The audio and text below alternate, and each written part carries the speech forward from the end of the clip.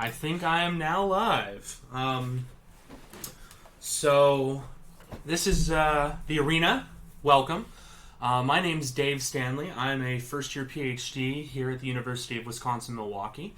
And I'm been the temporary co-host of the arena for the last couple of weeks. Our main host, Eric Kirsting, is at a conference this week, so I'll be taking over in his stead. A minimal fill-in and never a replacement. So today, we're going to get into things a little bit, and we're going to play a little bit of a random mode in League of Legends, which is called ARAM. I'll talk a little bit about the history of the mode. I'll talk a little bit about kind of how it works, and yeah, we're going to get into it. If you're in chat, since I don't have anybody with me to check, if you could let me know if all the volume and audio levels sound pretty good, hoping everything looks good. I'm going to be playing on my laptop, which is kind of sitting in front of me here. It was a little bit less noisy than playing on the mechanical keyboard we normally use here in the Streamlab. So I just kind of decided that I think that made the most sense. It will mean that I'll be looking down at my computer, but I can see the same thing you guys can see. It's all kind of the same deal. So I think it'll work out pretty nicely. Alright, a little bit of history of all random, all mid, which is what ARAM stands for. It was a sort of agreed upon conditional mode that came out of League of Legends and other MOBAs many years ago, where you would start into a custom game, a match created by an individual player, and would choose to roll random characters, where you'd click the little random character button at the top of the thing instead of picking a character that you liked. And then no one would leave the middle lane of the map. Normally all MOBA maps are divided into 3 lanes, a top lane, a middle lane, and a bottom lane. So this created the effect of causing all 10 players in a game to be kind of locked into one massive space, playing with characters they may or may not feel comfortable with. As a result, I think that it creates a really interesting dynamic in the game. A while in, League of Legends in particular released a new map, which they call the Murder Bridge, over the Howling Abyss, which especially caters to this game mode. So we're going to play a couple of rounds of this game today. This is the mode that I tend to play most frequently when I play League of Legends, because it happens to be my favorite. You're going to see me looking left a fair amount. That's just because I'm trying to check the levels on the microphone and make sure everything's good. So you'll forgive me if I'm kind of all over. This is my first solo stream. Okay, so I have been given the character Ashe. She is a ranged carry who does high damage and has special abilities that can slow. I have the ability to re-roll what random character I'm given. Whenever I or someone else on my team re-rolls a character, instead of losing the character that they were initially given out, they become selectable in a list of characters along the top of the panel. So I could select Xayah here and swap to her instead of Ashe. And I just lost Ashe to somebody who really wanted to play her as a result of that. But that's okay. I don't mind that. I'll play Xayah. In League of Legends, you have runes, which are special abilities. I'm going to use these particular runes. I won't talk too much about what those do, simply because of the complexity of them. And then you have summoner spells as well, which are various kind of special abilities that are non-unique to the character that you play, that every different character can have. So yeah, I'm going to play Xayah. I haven't really played her a lot before, but that's kind of part of the mode of all random, all mid, is playing characters that you don't really know and that you haven't really played before. That's one of the things that makes a lot of fun. I'm going to send a quick text message with the stream link while the game is loading in. You can see all the other characters that I'm playing against or for. So, for example, my team has Xerath, Lee Sin, Lucian, Xayah, and Ashe, and the opposing team is going to have Ryze, Nico, Callista, Nasus, and Vel'Koz. Now, I know who most of these characters are, having played the game quite a bit over the course of over the course of the long time I've been playing the game. Yeah. I kind of don't know. So there's a lot of information on these loading screens, including what summoner spells people have, what primary masteries they bring, what skins they're using, and if you're playing in a ranked mode, it'll display various information, like this character's border here, which has golden frills on it to indicate that he was previously ranked in the gold category in one of the ranked modes. Excuse me. So, yeah, that's kind of the run of the game here. I'm going to try to kind of narrate what's going on as I play. A staple feature of most MOBAs is the ability to return to base to buy new items. In ARAM, you can only return to base when you die or right when you start a new game.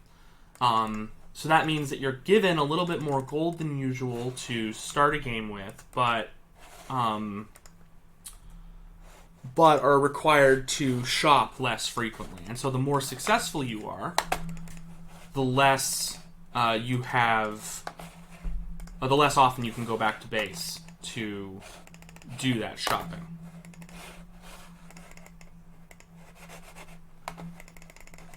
Alright. This mouse has got kind of low. I'm going to have to adjust up the sensitivity on this mouse because it is not working for me. It's pretty unsensitive, and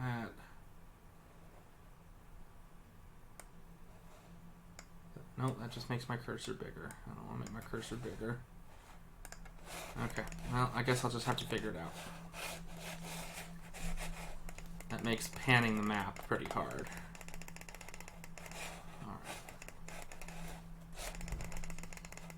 So Zaya's got some cool abilities. She throws out various feathers and then can recall those feathers to her. If she deals damage with a feather on the way out, it does a flat amount of damage.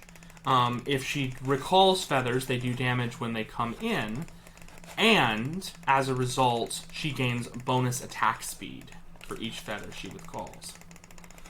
So my goal here, you can kind of see there's a lot of enemies and allies all in a small space. We're kind of all trying to move and dodge and make sure we don't get hit by things. And it ends up meaning that there's a lot of stuff going on. There's a lot of things happening kind of all at once. I'm going to adjust up my game volume because I think I have my game volume turned way down. Yeah, that's a little better. Okay.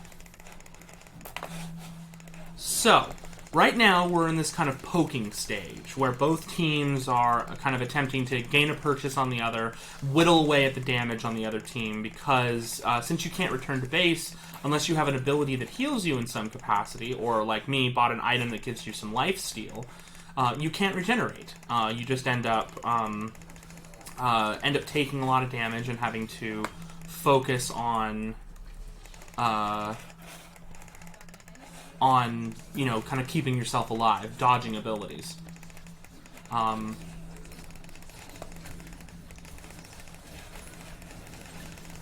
So that was a daring move that our friend there made, and didn't really work out. He tried to dive in on an enemy, and get a kill, and I died. Oops. Sorry, this is kind of new to me, talking and playing. So, the enemy character Vel'Koz got kind of low on health, and so one of our allies used a special ability to dive on top of him and try to finish him off in order to earn a kill and the first blood of the game. As a result, he didn't end up getting Vel'Koz, and ended up dying, which then led to a fight where a lot of us ended up dying.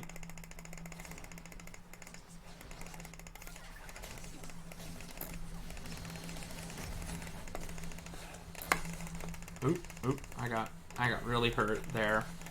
I got hit with a crowd control spell that locked me up. and prevented me from being able to move for a few seconds while I took a lot of damage from an area of effect spell that one of the enemies laid down. So I have used my potions, which are going to heal me up a little bit as we go.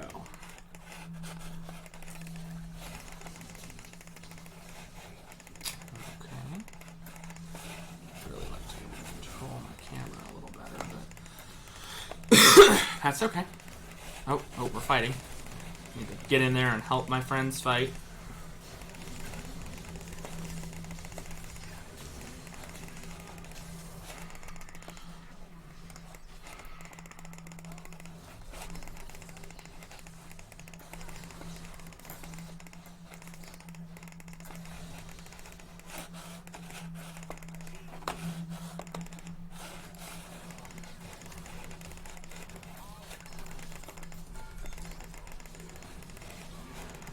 Very nice. Me and my ally just teamed up there and were very successfully able to team up for a kill. Gotta watch out for that. That's a large area of effect ability from the enemy Nasus, who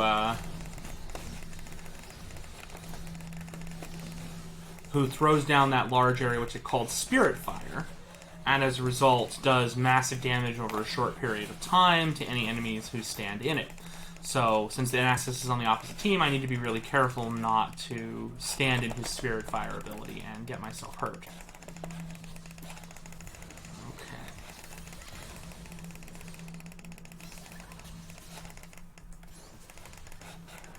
That's kind of weird. Didn't think I could damage that guy. That was a little bit strange.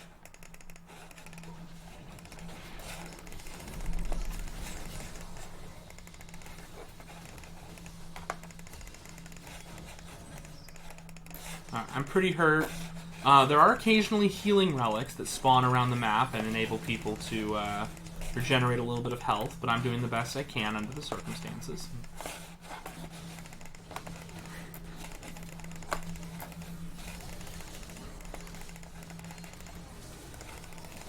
Oh, big boy Nasus. Oh, I got hit. Oh, darn. Okay, well, you know, that's a good start for today's match. So I can shop while I'm dead, which is something I should definitely do. I think I'm gonna focus on trying to get some big damage items, so I deal some more damage to my enemies. So in this game, stats are based around a couple of different abilities. Most characters either do physical or magic damage. Physical damage is given by items that give attack damage as a stat. And then magic damage is increased by items that give ability power. Typically abbreviated AD and AP, respectively.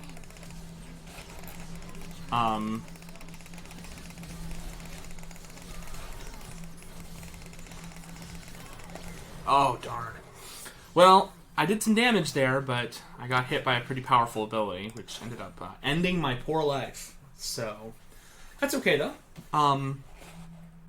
So yeah, attack damage increases the amount of physical damage that an ability yields. And you can look on any given ability, and you'll see a number there. So my double daggers throws out 2 knives, which each deal 125 plus 51 of the axe, which is my attack damage ability. So that increases their various statistical damage. As a result, the more attack damage I build with items like my BF sword and my pickaxe, the more damage abilities like that do.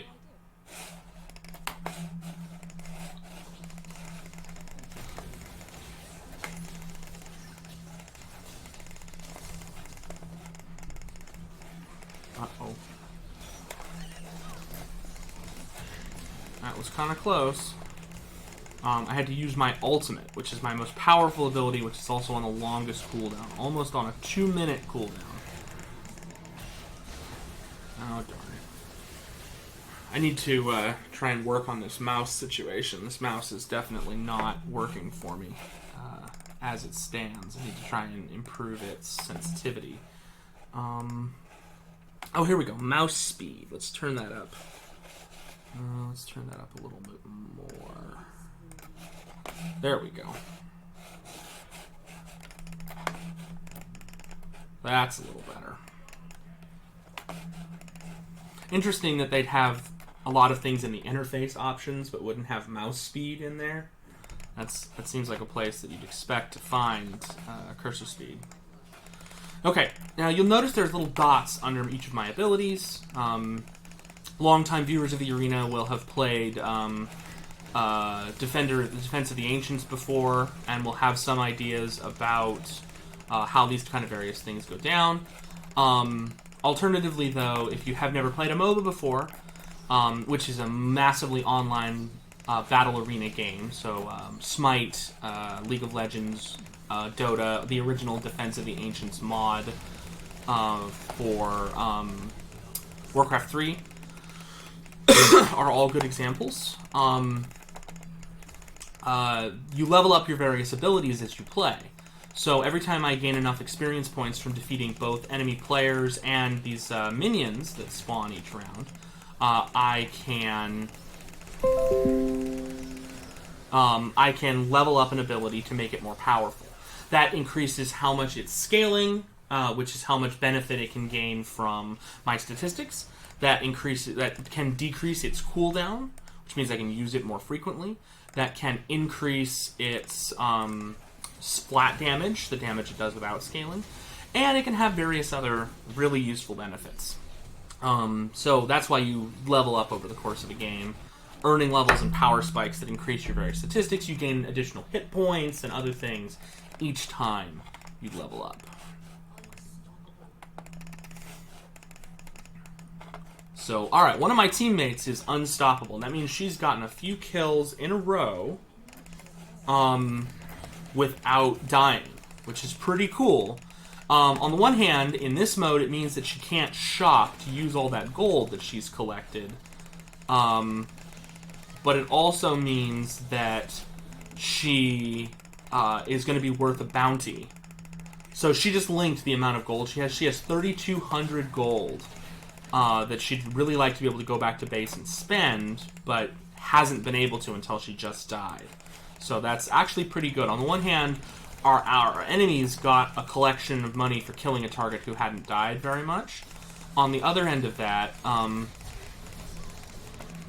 it meant that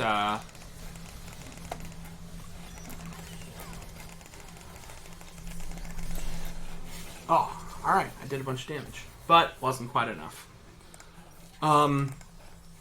So it's always good to make sure that if you get a lot of kills in a row, that you focus on trying to die at an opportune time, so that you don't end up dying in the middle of a fight and throwing away the rest of your team. As a result of both being a team-based game like League of Legends and this particular mode being so focused on these kind of massive team fight brawls in the center of the lane, it becomes really important to be in control of when you die exactly, and kind of when you give up and when you think. So going out on your own and getting killed, even to pick up a kill that might otherwise be really helpful or important, isn't a good idea if you're going to end up resulting in your teammates either joining you in death because they don't have you to help them fight, or if they follow you into the battle, which can be really negative. That kind of thing is super important. Our Lee Sin this game, who is one of these characters,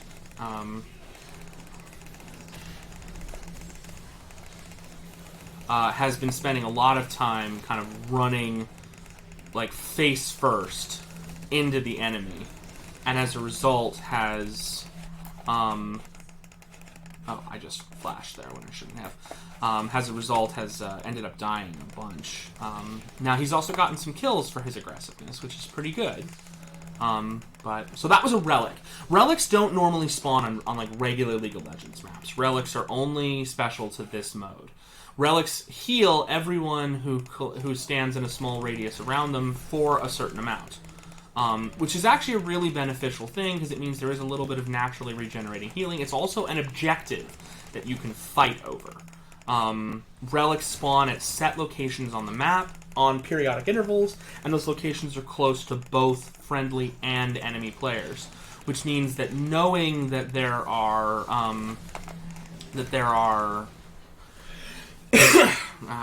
so I went in. before I'll talk about relics again in a second. I went in to try and throw my Q, which is my double daggers ability, at Vel'Koz there, and ended up getting a little bit too close, and got hit by a spell from Rise, which was unfortunate. So, alright, let me buy my Phantom Dancer. So I'm just collecting a series of items to make sure that I understand, that I have kind of what's going on, and that I'm keeping up, making sure my stats are high enough. This game, since I'm introducing so many broad concepts, I'm not going to talk about the items I'm buying in particular, because I'm not going to talk about the decision-making there. I don't want to kind of overwhelm that. But as we keep going over the course of the next 90 minutes, I will talk in some detail about like why I'm choosing the various items I'm making and how I'm adapting to the given circumstance that I'm playing, especially on characters that I'm more comfortable with than Xayah. She's not a person who I play a lot, so I don't really know her, and so I don't really know the decision points to kind of make sure that I'm being clear about my skill expression, my ability to use the knowledge that I have in the game for in some way that benefits me. So their team definitely has a lot more poke than our team does, which means that they can effectively deal damage at distance without fear of reprisal. However, we have what I would say is better engage. Once we get on to the enemy, we have a really strong ability to lock them down and do pretty good damage pretty quickly. Which is a pretty powerful benefit on our behalf.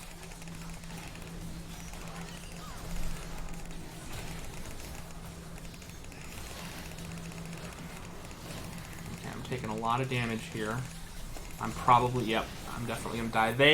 They definitely managed to engage and then subsequently what's called disengage really well, where they were able to... Wow, our Ashe went nutty on that one. They were able to get us to attack, turn the fight around on us in a way that that ended up meaning that they came out really far ahead, and then mop us up as we tried to retreat. I tend to be pretty aggressive and stay in fights longer than I should.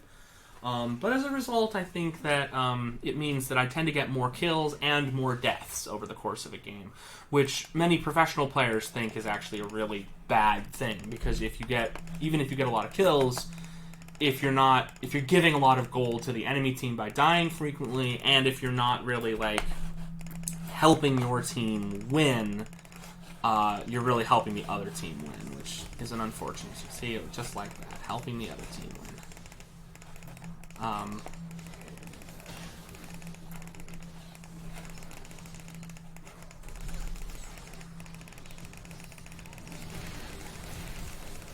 Alright, I had to use my summoner spell Flash to get away there.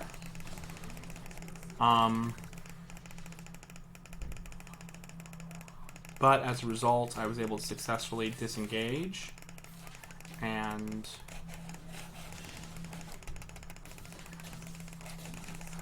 you're going to hear me click a whole lot over the course of this game. It's something that I constantly do so that I can be constantly modulating my movement. You know, you want to be able to kind of twitch adjust movement.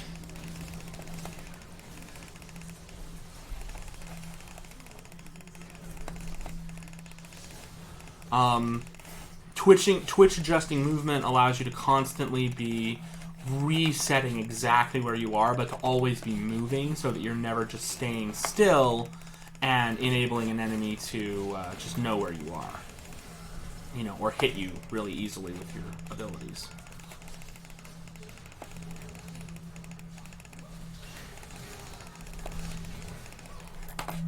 Okay. That was a pretty good push. We got a good kill there. Couple of kills. Ended up turning around that kind of failed fight. They haven't defeated our first tower, which is our kind of core, whereas we have gotten through their inhibitor, which means that our team is going to spawn what's called super minions. Oh,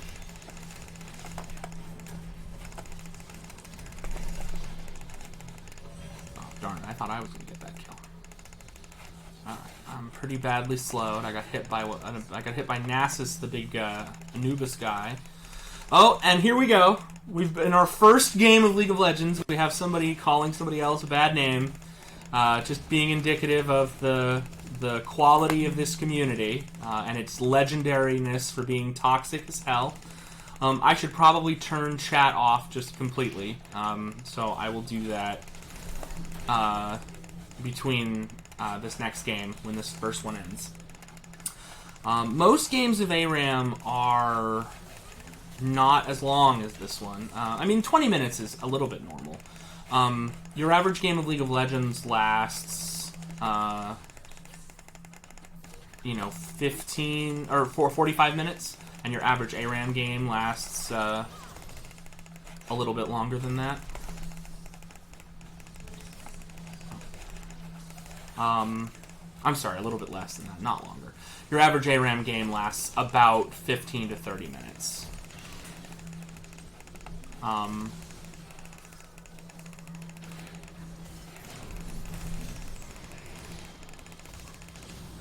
So I stood there and died, but that allowed my team to basically shoot the enemy Nexus and blow it up. And we won! So we won our very first game. We won our first game, and somebody decided to call somebody else a bitch in our first game. That's very League of Legends for you. That's kind of encapsulating the whole experience. So I have an option here about I can award some honor to a teammate. So since our Ashe did really well, I'm going to say that she was a team player. Riot Games is an interesting company in that regard because they simultaneously do a lot of really horrible stuff that is really unfriendly to players and kind of nasty, and at the same time institute all these systems that they claim are combating toxicity, and it's kind of funny how much that's not really the case. All right, so we're gonna find another game here, and just kind of carry on to the next thing. And yeah, I think this is going pretty well. I don't know how many games we'll win today, or even how many we'll get to play, but we're just gonna kind of take it game by game. If we run down near the end of time and I don't feel like we have enough time to start another game, I might put on a recording of a professional match that we could watch for a little while. Okay, I'll show off here a little bit. This particular skin is the PAX Jack skin. This skin was given out a very long time ago for this character at one of the first PAX conventions that Riot Games ever attended, and I got it from one of the developers after I won a costume contest in 2010, a long time ago. However, Jax is a really bad character for this mode, so I'm going to go ahead and re-roll him and get somebody else. Alright, so Teemo. He's sort of an unofficial mascot of League of Legends, and he's got a lot of kind of magic abilities. He shoots darts out of his little blowgun. He puts down poison mushrooms. And he's a cute little character. So I'm gonna play some Teemo this game, and we're gonna see what happens. Yeah, I think it's gonna be good. So I'll talk a little bit more about itemization this upcoming match to give an idea of what items I'm picking and why I'm choosing those. I'm sorry, I keep looking left at I need to turn the. I guess if I'm monitoring chat. I keep looking left at the monitor to make sure that my microphone levels sound good instead of looking at the screen. I'm really sorry about that. I'm not paying attention the way I should be. Alright, so my team, I do have somebody on my team playing Jack, so we'll get to see if they play him pretty well. I'm playing Teemo. We have Caitlyn, and Thresh, and Anivia. If you're out there, Mike Mondock, and you're watching this, Anivia's your queen, so I know that. I'm going to go ahead and quit Discord to make sure it stops popping that notice up. I don't need that going on my computer and sucking up resources. There we go. And then the opposing team has got Quinn, Nami, Fiddlesticks, Rengar, and Gangplank. Nami and Fiddlesticks are really, really good characters on this mode. Gangplank is also pretty good. Rengar and Quinn, not so much. So this is going to be a really interesting back and forth. I would say that our team is a little more stacked than theirs. Is a little bit more set up to be able to be effective. But I don't know for sure who's actually got a better team take.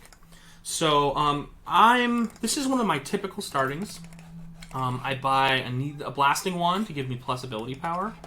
I have a ruby crystal to give me some extra health, and I buy a refillable potion which gives me health and is reusable every time I revisit base, which I think is a really valuable resource because it will mean that instead of having to buy potions which cost 50 gold each and every time I go back, I can just refill that potion. If I use that potion charges 3 times total, I get my money's worth right then and there.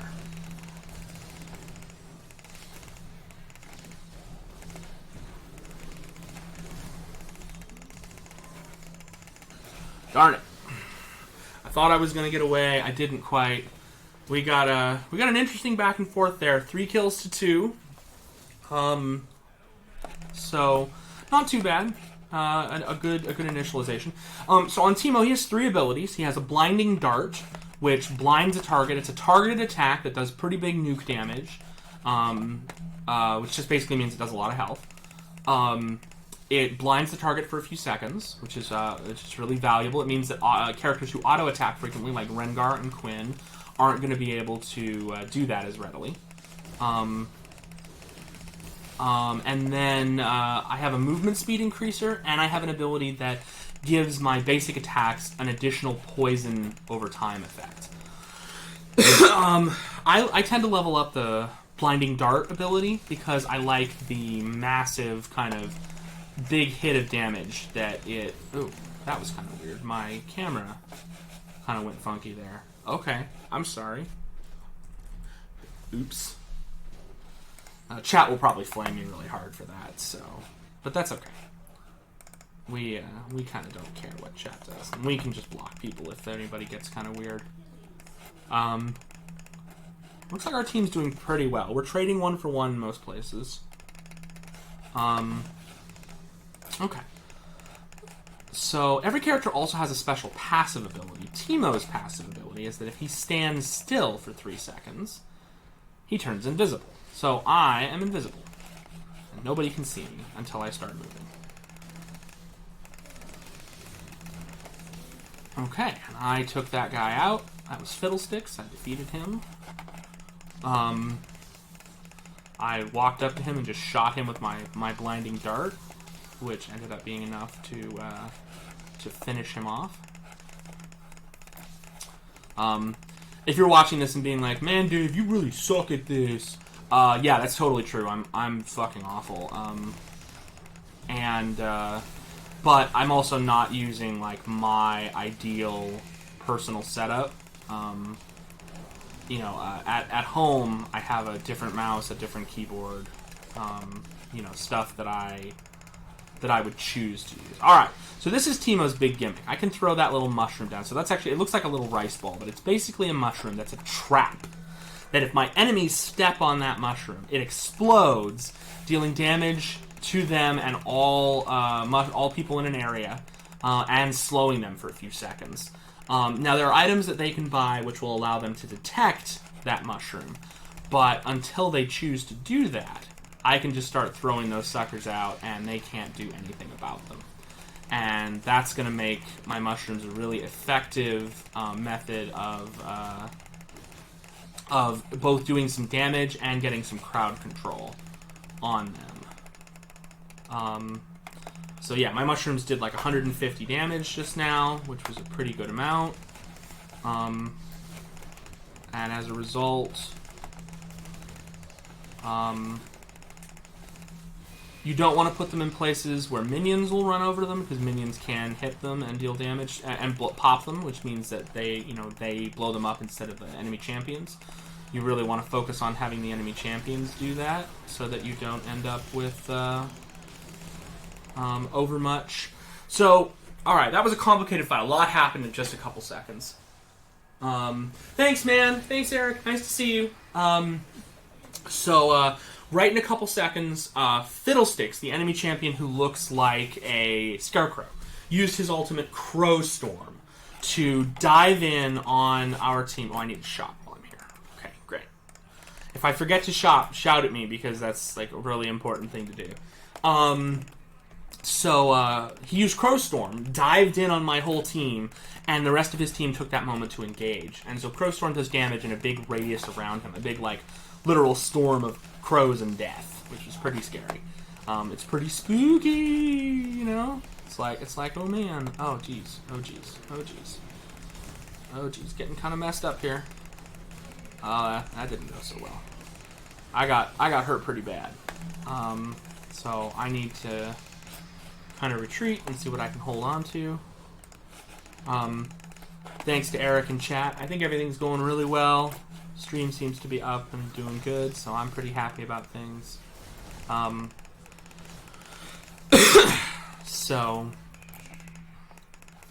Yeah. So my first item I focused on is this item, Leandri's Torment. This item causes spells to deal damage after you hit a target with hit a person with a spell, to deal some damage over time to that target. So that synergizes really effectively with Teemo's ability, since two of his abilities are themselves poisons that deal damage over time. Leandri's Torment refreshes each and every time one of his abilities, what's called ticks for damage. So the advantage of that is that means that since, say, my Toxic Shot does damage over 4.5 seconds, that it is going to deal damage over 4.5 seconds and then continue to add the additional damage of Leandri's Torment for that whole time, as well as adding additional damage, as well as adding its own damage, which is just going to end up meaning that Leandri's Torment is going to do a ton of damage over a period of time. Additionally, Leandri's Torment does damage based on the maximum health of my enemies. So the longer I can keep it ticking on them, the more damage it can deal in a long percentage. It'll really blast for a lot, given enough time. So I'm strategically placing my mushrooms in locations that are on either side of the lane, which has two effects. First, it means that minions don't tend to run into them, and second, it means that enemy champions are much more likely to hit them, which both ends up meaning that we can get some pretty high damage, and that we can make sure that my enemies are the ones hitting them, my enemy champions are the ones hitting them, and not like the enemy minions or anything, which is really, really super important. Because if I waste my ultimate ability on minions, it doesn't do very much damage.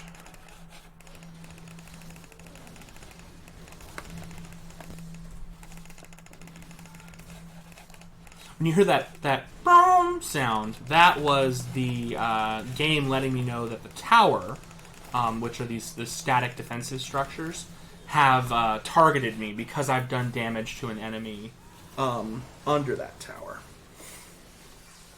So, okay, I've got quite a bit of gold to spend. I want to try to focus on getting a Morellonomicon, because that'll cut down healing that'll be done, and then I'm also going to try to get a Rhyolite Crystal Scepter to add some defenses and extra damage. I'm also going to grab a pair of boots, because that'll make me run faster, which between that and my ability, which is literally called Move Quick, which I find really funny.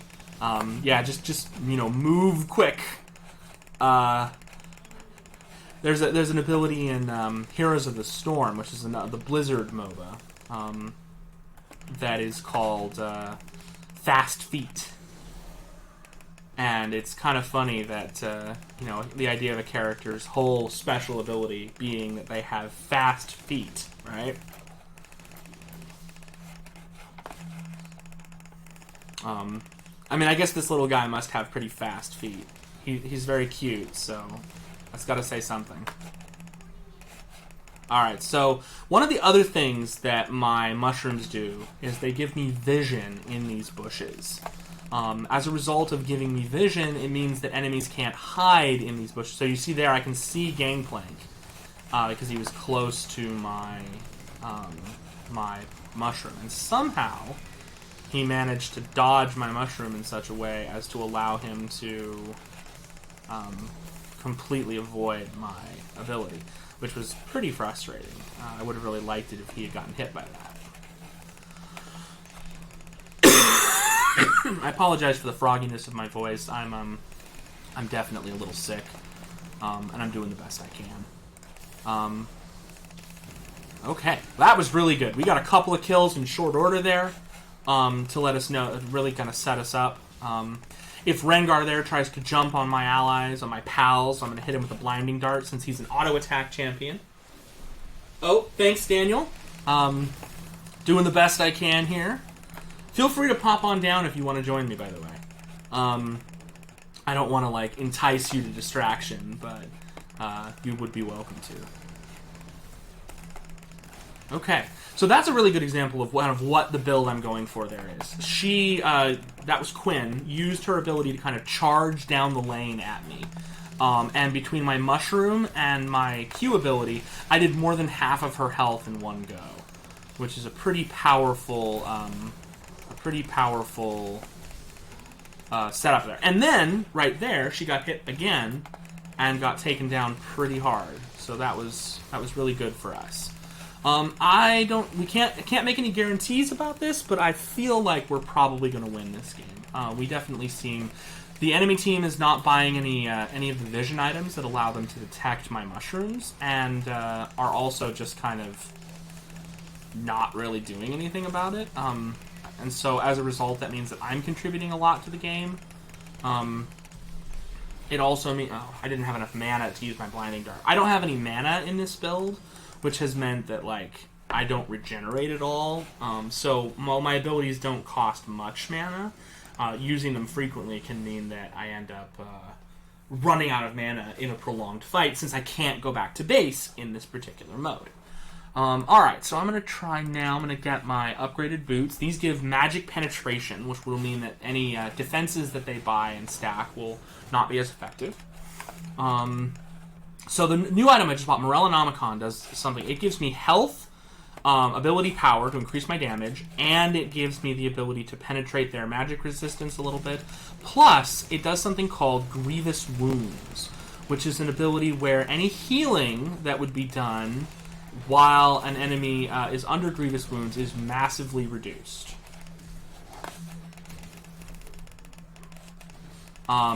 Which means that I can prevent my enemies from being able to use their healing abilities, whatever they are. Had to go grocery shopping today. I know, I love the arena too. It's my favorite. Well, if you find yourself with time to stop in later in the week, we'd love to see you. Thanks for chiming in chat. Or I mean next week. I don't know what Eric's got planned next week, but it's going to be very exciting. And y'all should tune in next week at noon. It'll be really great. Yeah, we're in this kind of weird interim phase in the game where we're all just kind of trying to check things. That was pretty cool. Rengar there jumped on me using one of his powerful abilities to kind of make sure that he could smash my face in. And because I used my blinding dart on him, he wasn't able to use his auto attacks to damage me. And as a result, I lived when I definitely should not have, given the circumstance there. So I think this is all going pretty well. I'm taking a fair amount of damage up front because I'm getting a little cocky, but that's okay. Dying in this game is a very strategic element. You have to do it sometimes, just so you can go shopping. Like Daniel's shopping right now.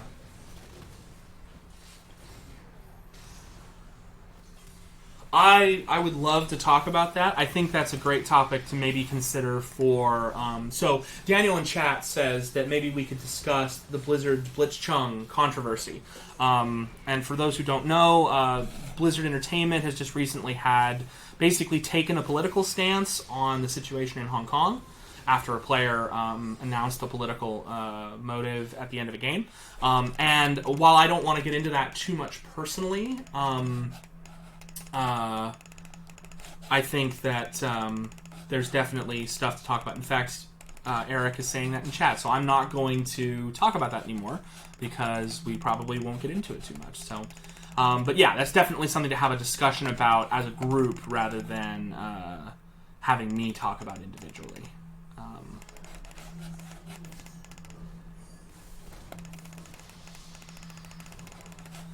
Well, I wasn't planning on talking about it too much, Eric. So I think I'm just gonna let that one sit. And then maybe next week, if you want to address it in some capacity, we can talk about it there because I think that makes more sense than trying to have me have a one-sided conversation with myself over what's going on.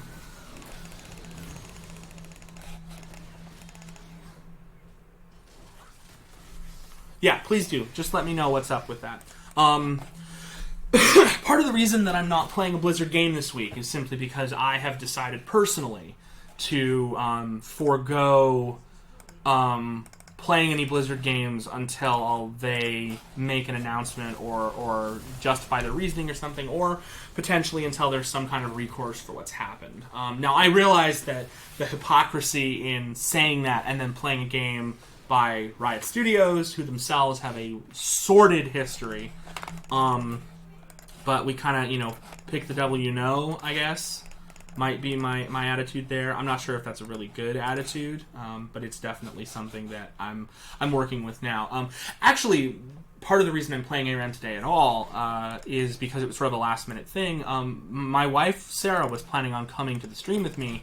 We were going to hook up the Switch and play Tetris 99, which I think is a really interesting competitive game she was going to play. She's a Tetris master. I mean, not really a master. I think, no, she's definitely a Tetris master. I'm no good at Tetris, but she's really, really good at it. And so we were going to play that, and we ended up deciding to play.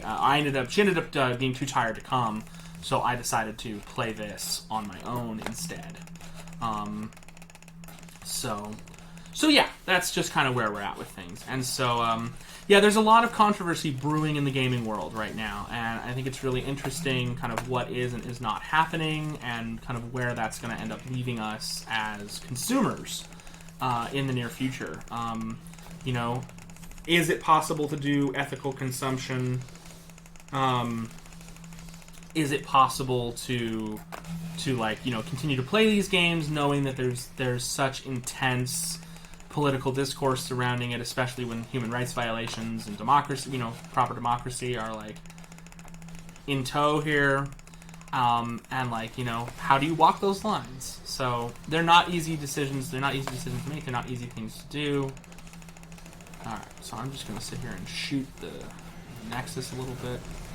Flash over here. Throw that down. I'm gonna just duel with her a little bit. I was pretty much able to beat her. Oh, she had a friend. Looks like we let Rengar get around behind us. But my remaining allies should be enough to finish off the Nexus, and I should win. This is a common thing when the game's this low. Instead of actually finishing the game off, my allies will just sit around trying to harvest kills. I actually consider this to be really rude and unsportsmanly behavior. But again, it's League of Legends. It's incredibly toxic, so it's very common for unsportsmanly behavior to happen. So I'm going to throw a GG in chat to let everybody know that I had a good game and that I appreciate that.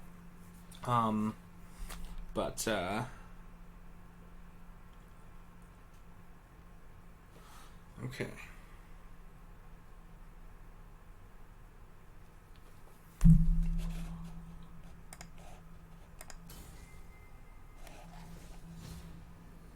Oh, I completed a mission where I had to win a certain number of games and I am granted tokens. League is a free-to-play game, but as a result of its free-to-playness, it has basically tried to figure out every single different possible combination of monetization that it could come up with. So they do season passes, they do loot box systems. They just have everything. If it's possible to be monetized, League has figured out a way to do it. I'm having a great time, Eric. Thanks for chopping in. Really appreciate it. Good luck at the conference. Okay, so we are just about 50 minutes into the stream. We've got about an hour and 10 minutes left. So I think we're going to hop into another game.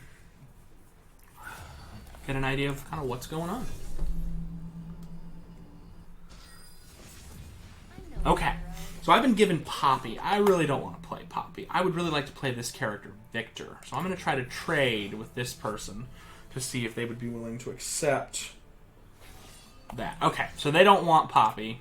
So I'm going to try to re-roll Poppy because I really don't want to play her. Alright, so I got Twitch. That guy does want to play Twitch over Victor, so that's great. So I'm going to say thanks in chat. And I'm going to change what summoner spell I'm using because I think that looks good. I'm going to use this my favorite Victor skin. Yeah, Victor's a pretty good character. I think he's a pretty powerful person. He's so in the lore of the game, which is really inconsistent and all over the place, and I'm sure they've probably updated a number of times since the last time I actually knew anything about it. But in the lore of the game, Victor is a mad scientist who's in the process of making himself from a human into a robot. And they have released some pretty cool looking skins for him over the course of the game. So I definitely think that there's some really neat kind of material there. And so this particular skin is Creator Victor, which is sort of a red laser beamy themed Victor skin, but also a kind of got a cool coat, and he's got kind of a Dr. Frankenstein or maybe like evil Nazi scientist thing going on, which, ethically both of those men are horribly, but in terms of their very particular aesthetics are pretty cool. Actually, there's nothing cool about Nazis. Bad Nazis. My first stream, and I've just accidentally said the aesthetics of Nazis are cool. That is not what I meant to do. Cool, guys. I'm a super professional at this. Don't pay any attention to me. Okay, so Victor's cool thing is that he has a special item that's exclusive to him that gives him mana and ability power every level. So you want to rush that item because it also augments his various abilities and gives him some pretty powerful upgrades.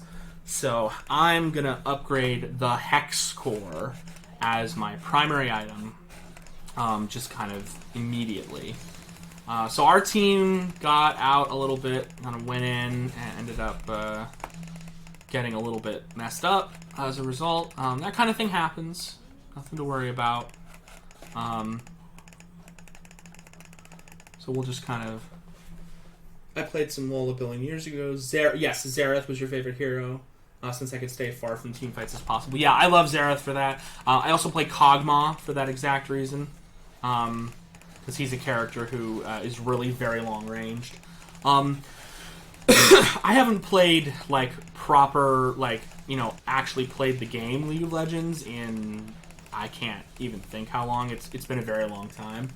But I play a fair amount of both Teamfight Tactics and this game mode, ARAM, because it lets me exercise the individual skills of the characters that I've picked up and some of the literacy I have of the game, without having to be overly focused on the metagame aspect of things, without knowing which characters are good matchups for which characters, and having to be able to rotate from lane to lane and figure out the exact way that a match is going to come or go or begin or end, and that ends up just meaning that things are easier on me in the long run, which I think is, given my relative... I don't want to be too down on myself, but given my relative low skill at this game compared to a lot of people, I think is a really valuable way of keeping myself out of trouble.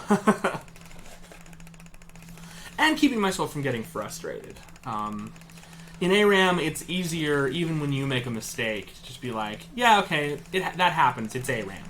It's a mode that isn't as serious.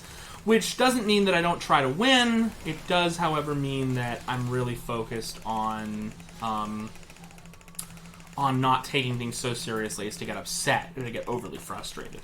frustration in MOBAs and frustration in games in general is something that I think is a really interesting phenomenon. Kind of like what gets people frustrated and the things that do or do not happen that create those situations. But yeah, I played League back when Xerath came out. He was one of my favorite characters as well. He's basically unchanged from how he used to be. He's got one or two abilities that are slightly different than they used to be, but otherwise things are pretty much the same. Whereas a lot of characters have changed really dramatically, been wholly reworked or upended in that intervening time. And I've been playing League of Legends for more than 10 years, so like World of Warcraft is one of those games that's been with me. I mean, maybe it's only been exactly 10 years, but it's one of those games that's been with me for a very long time. And as a result of having been with me for so long,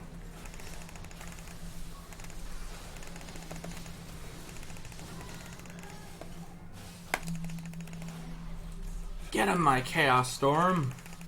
So that was my ultimate ability, where I summon a storm of magic chaos that can fly around.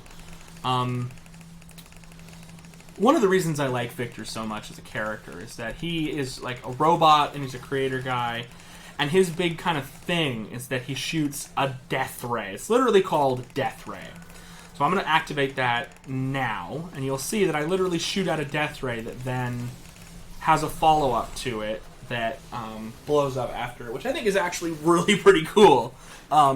Playing a character you like for aesthetic reasons in this game is not a good idea, because you'll often find that even if you really like them, like, it's still not a good choice.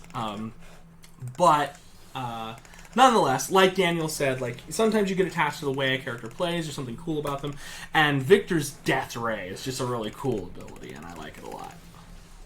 And you can kind of direct where it goes and, you know, do some junk and just kind of get up in people's trunk with it. I think that's pretty good. That's pretty good.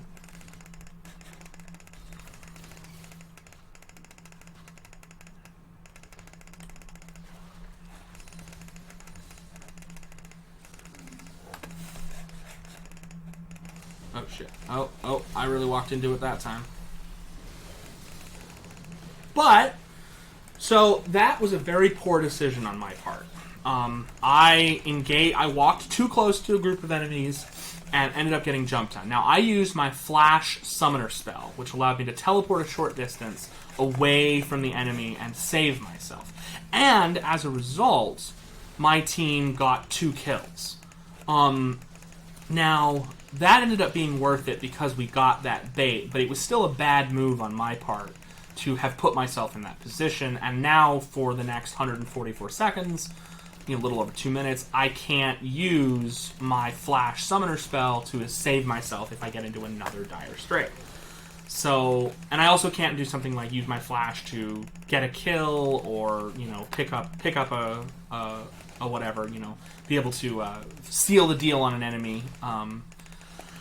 I apologize if I'm putting a little bit too much of the kind of random terminology of the game in as well. It's hard for me to remember what is and is not like common parlance or terminology in the game anymore, especially since I don't really play it, but I watch a lot of it on YouTube, so I hear like mostly really high-end professional players talking about it extensively.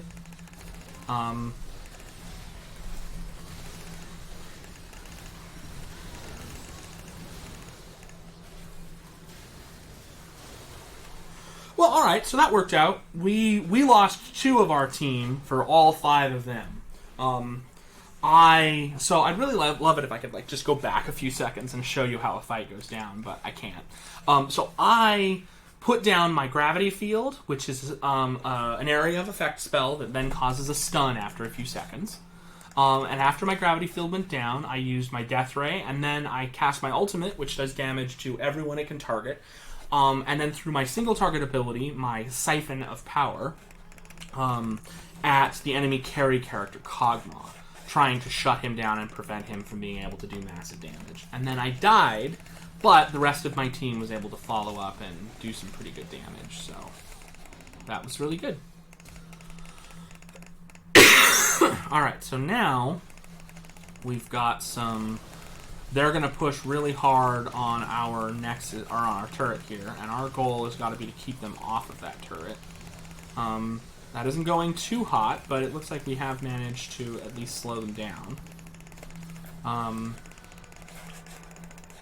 If I get caught by that item that that character Thresh throws, that ends up really bad for me. Ooh, yeah! I set that guy up by doing some damage to him, and then Jinx paid it off. Nice job. Nice job.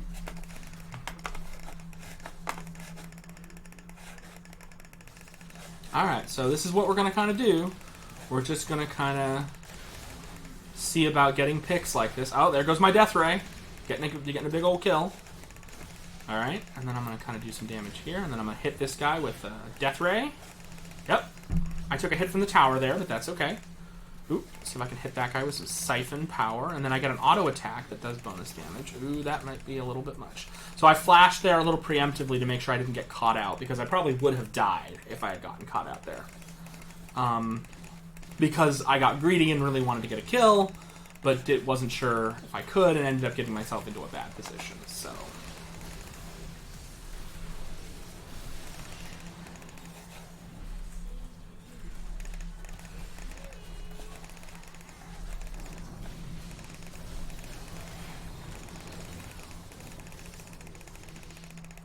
Alright, come on. Yes. Okay. So, I'm out of mana, which means that I'm really pretty hurt, but I should be able to. Following up the Blizzard, what's my take on Riot? Alright, so Riot as a company is really... They're not doing themselves or anybody they work for any favors. So, for people not in the know...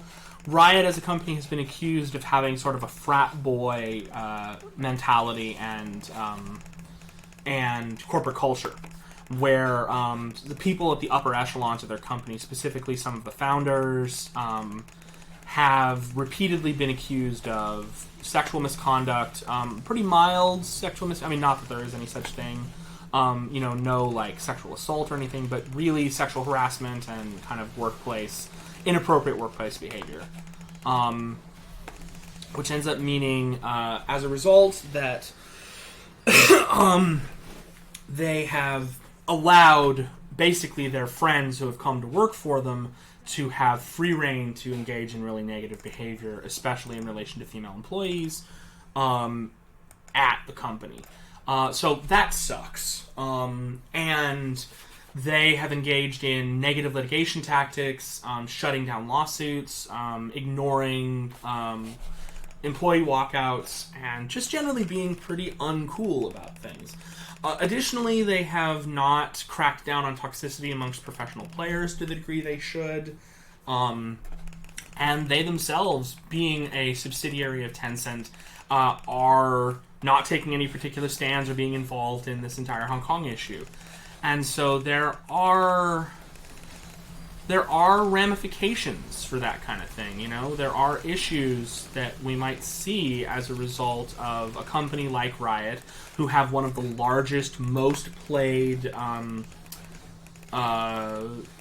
single-player or online games in the world, both being effectively apolitical for the sake of not offending their parent company or a company that owns a large amount of stock in them, Tencent, and engaging in hiding and not like preventing really negative corporate politics. And I don't know, that just kind of sucks. Like that's a really bad image for Riot to have, and as a result, it means that they're a company that I don't particularly like.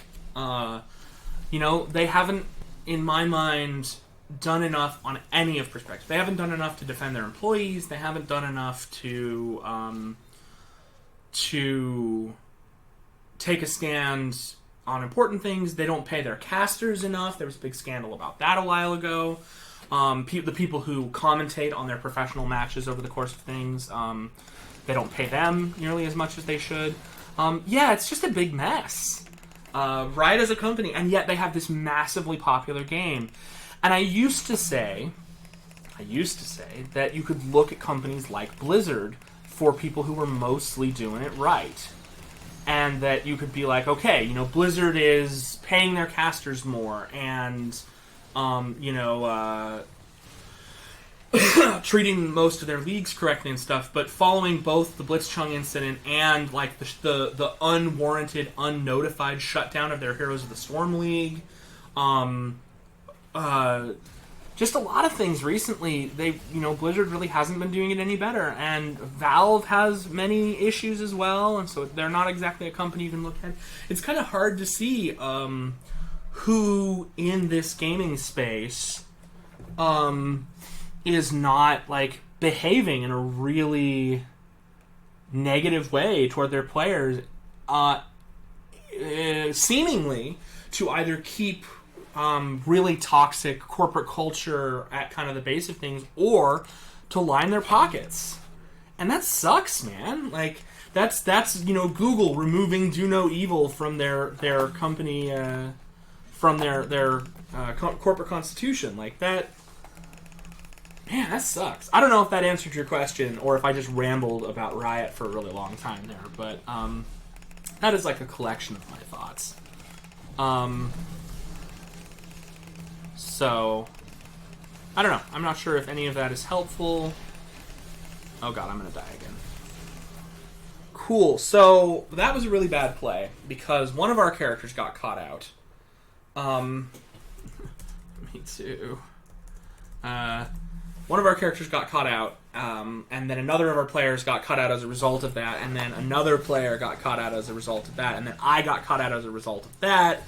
And it just meant that, effectively, we got nothing for that. We're going to all die, and we may well lose this game right there, despite the fact that we have their core at such low health. Like, that could be enough for them to straight up just take this game right now. And now somebody is being mean to somebody else. Alright. There we go. I managed to actually land a combo that time. Oh,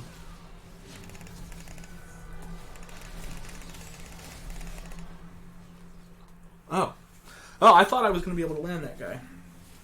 Sorry to go full on politics, but it seems to me an important conversation to have when it comes to esports and the gaming industry as a whole. I completely agree with you, Daniel. It feels to me like esports are an industry that are so full of money, like regular sports, and yet, not unlike especially some American regular sports like the NBA currently. I mean, I find it really, really telling that over the course of just a few weeks, the NBA, the Houston Hornets, and Blizzard have both had run-ins with people supporting pro-democracy for Hong Kong, and as a result, having China tell them, hey, that's a no-go, and then basically having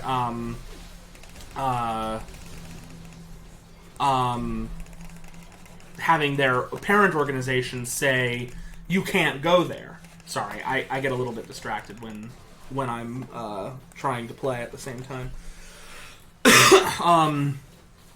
And so, yeah, I agree with you. I think that first of all, helps to validate the significance of esports as, like, big cultural touchstones, especially for a lot of people. There's been a huge movement to take the character Mei, who is a character from the game Overwatch, and transform her into a sign of, like, a symbol for the Hong Kong protests, and as a result, basically get China to ban the game in there to hurt Blizzard's bottom line.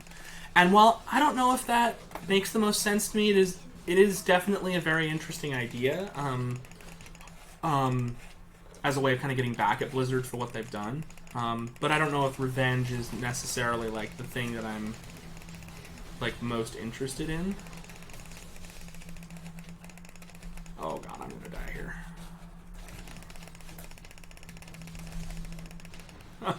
Oh, that was close. Yeah, and, like, Riot is a game in particular that I have strong feelings about the way they play things, and I don't want to talk about Blizzard too much on this stream, just because, like,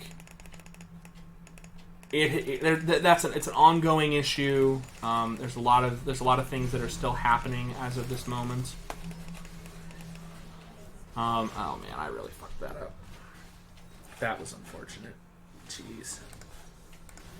I'm really dumb. I'm really dumb. That was not good. I am not playing to my fullest potential simply because I'm trying to have conversations at the same time, but that's okay. Yeah, it's definitely a conversation worth having. And esports is so complicit, so tied up in the massive money that these video game and entertainment companies are bringing in. You know, it's really hard not to feel it important to have conversations about like what the politics, what the endorsements or the lack thereof of various of these large companies are, simply because of how just incredibly big they are. You know, how many people play League of Legends, how many people play Hearthstone, how much money these companies bring in. They're huge. They're maybe not professional American sports huge, but they're damn close. I mean, surprisingly so, given how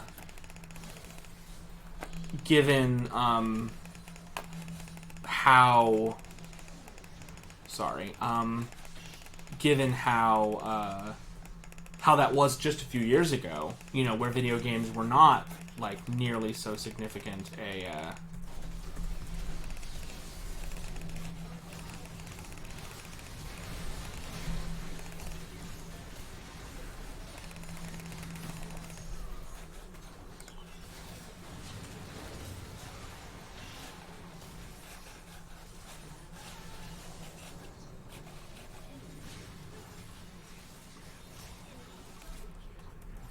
The plants. Oh, the plants. Oh, that was pretty unfortunate. I'm not really sure where this game is going to go. This game has been super back and forth so far. We're definitely losing right now. But one good turn in either direction could really turn that around. So I'm going to see if I can save our base.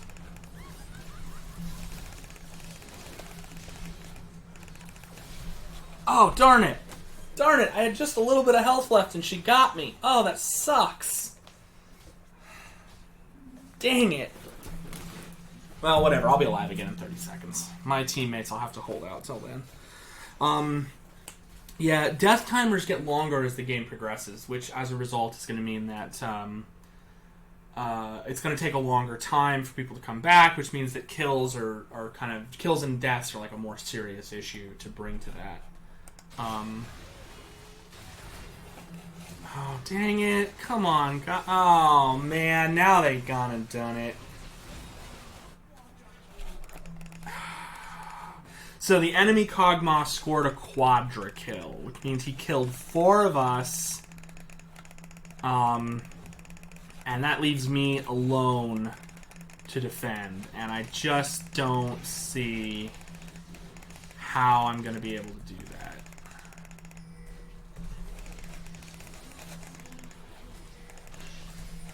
Yeah, I know what to do, guys. I know what I'm doing, but I can't do anything. Like, what do you want from me? That was exactly the kind of toxic thing. Like, people, like, pinging on, like, hey, attack this guy. Hey, attack that guy. And it's like, I know how to play the game. Like, I'm obviously been doing that all game. So, I think I'm going to try to give that Varus our honor, because I feel like he stayed pretty solid. And then I want to look at some of the advanced details of the game. I think I may have done... Yeah, I did the most damage in the game and the most damage on my team by a fair amount. So, I think that's a pretty indicative of how well I was doing. And I mean, I went 9-12, which isn't good. Like, I died more than I did, but for the last half of the game, we were definitely, like, trolling, as the community says. We were kind of making bad plays and not doing very well. Okay, so, I think actually I'm going to change things up a little bit. I want to play a round of teamfight tactics. because they just released a new patch, and I really want to get some more experience with it. So I played Teamfight Tactics on the stream with Eric a couple weeks ago, and so I thought it might be a good kind of second half of the stream to get a game going and be able to play a round of Teamfight Tactics on the stream, and be able to just kind of set things up. I'm going to push my laptop back out of the view since I don't need it. I just use my mouse for everything, and I'll use the TV. That'll mean that I should be looking more at what's going on. Hi, I'm in center frame now. Isn't that nice? And then, I should be able to kind of handle the environs.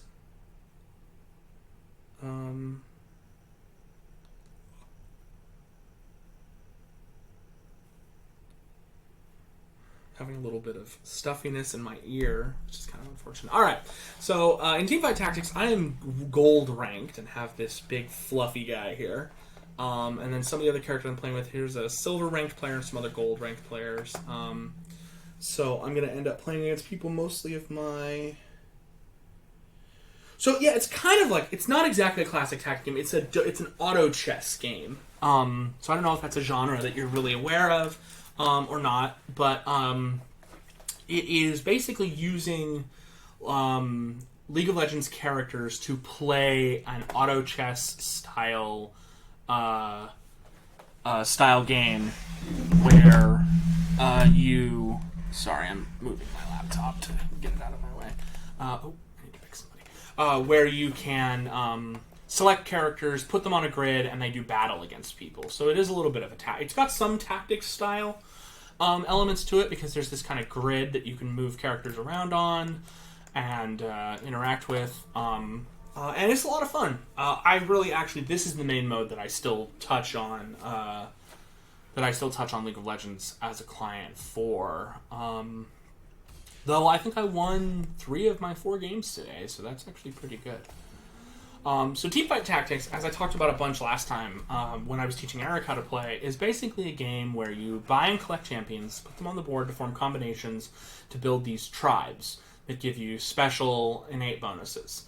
So Zed here is a ninja and an assassin. So ninja means that if you have 1 or 4 ninjas, he gains that ninja gains additional bonuses, and then assassins, if you have 3 or more, you get additional bonuses there. So I need to buy some characters here. I'm going to buy a couple of gunslingers and put them on the board. And so, excuse me. So having 2 gunslingers on, I've activated the gunslinger passive, which makes my gunslingers occasionally shoot extra bonuses, and then it just goes like this round for round. You put characters on the board, they shoot at various other characters, whether it's like minions or other things, and then after a few rounds, you go up against enemies who are other players. So I have Zed, who's an assassin, and then Evelyn here is a higher tier assassin, so I'm going to buy her on the goal of getting to the 3 assassin bonus eventually.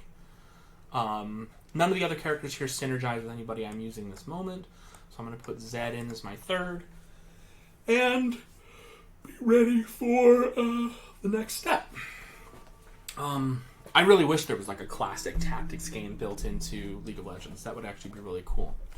So after this round, I will actually start battle with my first of my actual enemies, my actual opponents, other players. These first couple of rounds are designed to collect various items for you that you equip on your characters to combine into new items, which allow you to make pretty powerful, cool new combinations. Okay, so let's see. Excuse me. I can buy these 2 gunslingers, because if I get more than 1 copy, I can combine them together to increase their power. I can level up and put Evelyn in to get myself close to the next step. So I'm going to have 2 gunslingers and 2 assassins. I need another assassin to get to 3 assassins, but then that should enable me to have a pretty good early composition. Your goal is often to buy multiple of the same character in order to level them up. So this character has a little silver... Excuse me. has a little silver icon next to the left side, indicating that he has in fact gotten 3 of those characters and combined them into one more powerful version. That's the same true for this character. However, since I both had some more individually useful characters and an extra character total, I ended up winning that round. Though it's kind of a close thing. People can end up all over the place. God, I don't know why I'm suddenly so yawny. I'm just yawning all the time. And I keep playing with my shirt. Like, that's no good. Okay. So here's another assassin. So I think I'm going to go to 3 assassins. I'm going to put these 3 guys. And then rather than have that guy as my 1 non-character, I'm going to put this guy in to get me the 2 demon bonus. So that's Aatrox. Aatrox is the Demon Blade Master. Now, I'm not sure if I'm giving up on assassins or not. So I'm going to buy Lucian here as... Or, I'm sorry, if I'm giving up on gunslingers or not. I'm going to buy Lucian there and have him sit on my bench so that I can potentially... Oh, God, I'm just so yawny. So that I can potentially swap characters in as I might otherwise. So, let's just see what happens. Ooh, that was a big hit. I have no control over these characters as they are engaging in moment-to-moment combat. All of it is done automatically. The only thing I can do is set where the characters are on the board and what their items are and what synergies there are between them. So, we're just gonna kind of take off.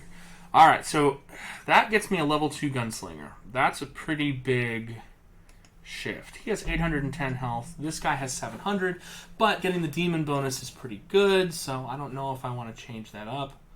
I think I'm going to. I'm going to hang on to him on the board for the time being and see what I want to do.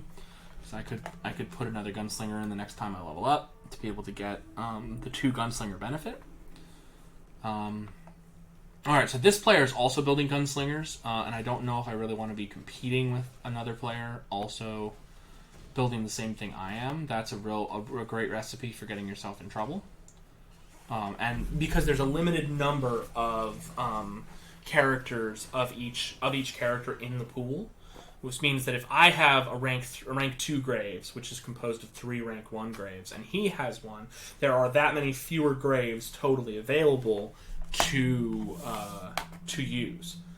And so, gosh, I'm so sorry.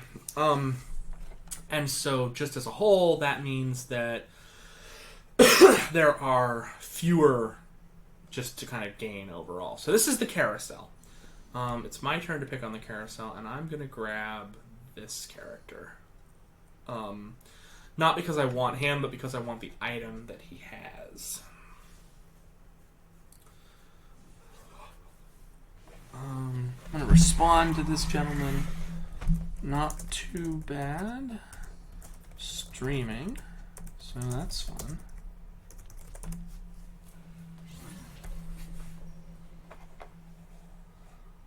Alright, that's interesting. 3 copies of the same character right here are available. So I could get a level 2 Garen. I don't think I'm going to. I think I'm going to level this up and throw that away. And I'm going to put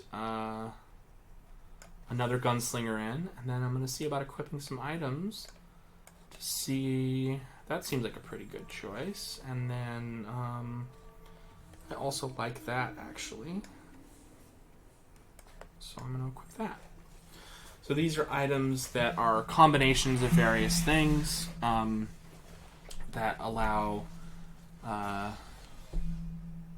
me to sort of figure out different ways of customizing my characters. So the item I put on Zed here is Luden's Echo. Whenever he casts his spell, which he does pretty frequently, he hits...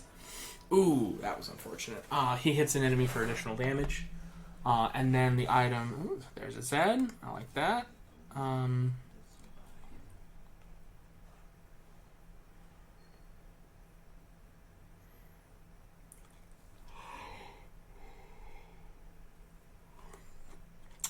It's kind of all I'm going to do this round.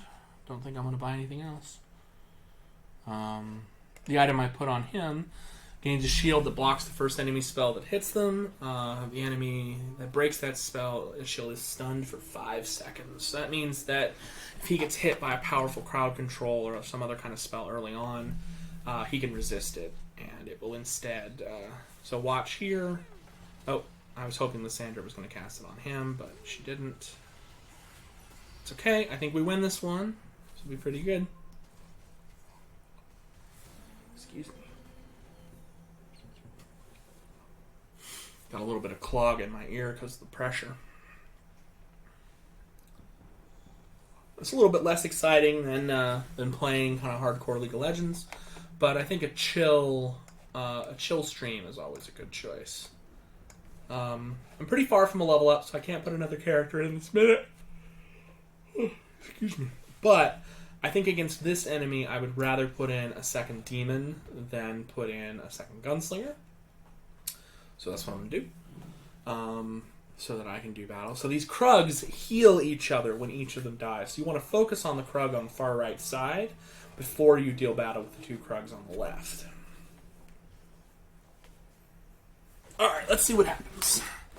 So my assassins are going to run over and do a bunch of damage, and I'm going to fight this guy.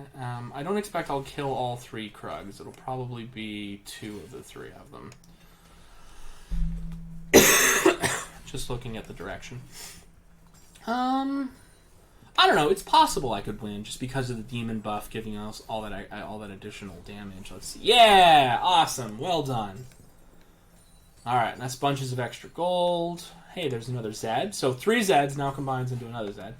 And I don't know if I'm playing demons. This feels like a trap, but I'm going to grab this level 2 Elise and just kind of leave her on my board because I feel like that could be beneficial in the long run. I don't know. I kind of like this this 2 demon thing that I'm doing rather than the 2 gunslinger, because I'm kind of using Graves as a tank to absorb damage rather than be a big damage dealer. So I think I might just leave it this way and see what my characters can come up with. Because Aatrox, who's the other demon I put in, does just a copious amount of damage. And I think he's a really good choice for... Wow, that was... I thought I was going to lose that harder than I did. So that's pretty good. It's just a really good choice for kind of setting up that combination. Excuse me. Alright, so there is a demon elementalist. That is Brand. He's a really powerful character. So I might be going demons as a way of doing this instead. That's definitely possible. So I'm going to put my gunslingers on one side and my demons on the other.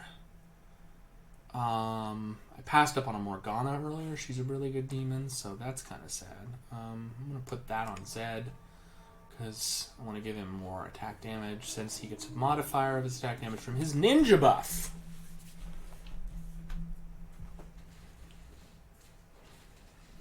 And so I'm playing against other players all the time. Every time I go up against another group, this is another group of players doing a thing, setting up a thing, doing a tactics. And you can see all the different players along the side with their various health and scores.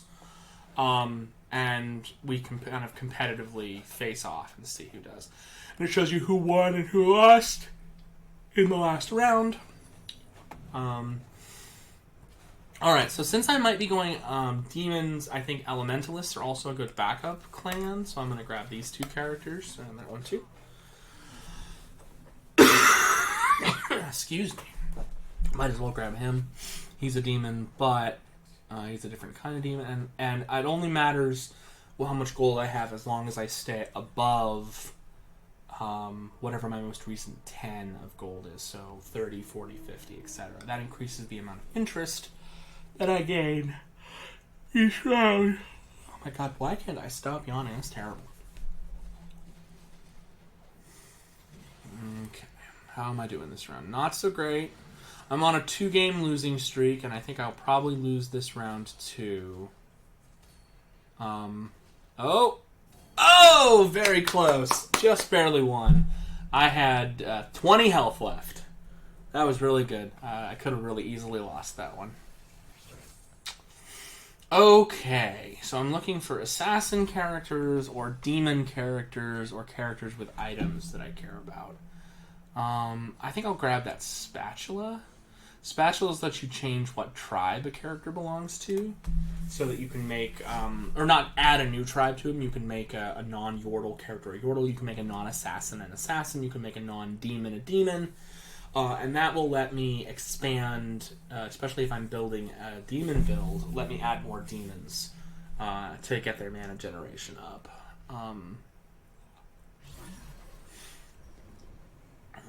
Okay, so a couple of demons here. So I think I'm pretty much going to ditch...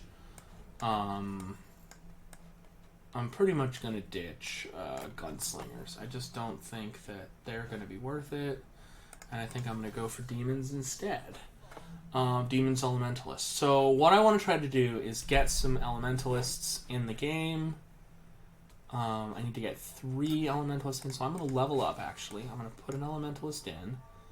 Oh, I didn't do it quickly enough. That's okay. We'll do it next round.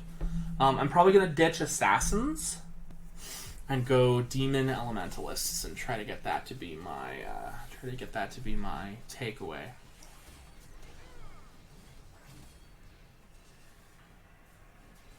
Looks like I'm going to do pretty well this round. Okay, not bad. That guy had pretty high health, so beating him early on is really valuable. Okay. I'm going to sell this Lulu so I can hang on to this spatula, try and turn somebody into a demon later. I'm going to swap out this assassin and this gunslinger to get elementalist. So now I have elementalist demon, and I could go to 4 demons by taking him out, by taking Zed out, but I kind of don't want to do that. I'm not sure that's actually going to be helpful. So I'm going to sell Graves, and I'm going to put his item onto Aatrox instead. Oh my god, I'm so sorry. Well, I don't think I win this one. Yeah, pretty badly didn't win that one. That's too bad.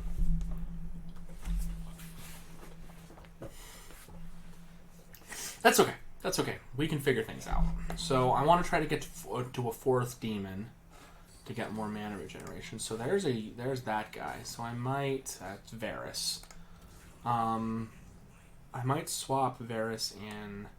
I think I'm going to swap Varus in over Evelyn to get back to 3 demon, and then I could level up, but that seems like that would be kind of a big expenditure. Maybe I'll just wait until after this round to see what comes of it. Because this is a PvE round. The wolves are player versus environment. These are non-player enemies.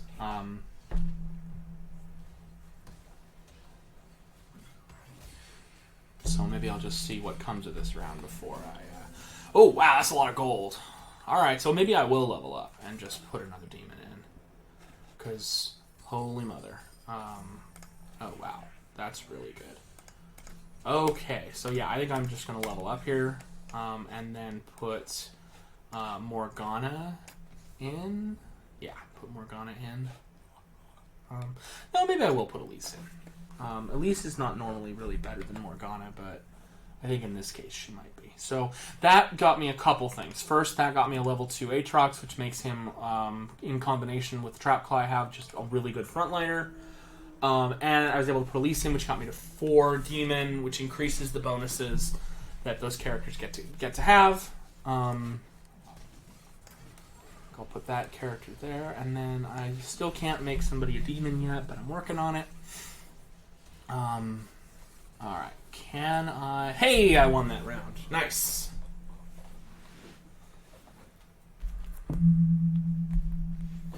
We're doing good. Got about a half hour, 25 minutes left.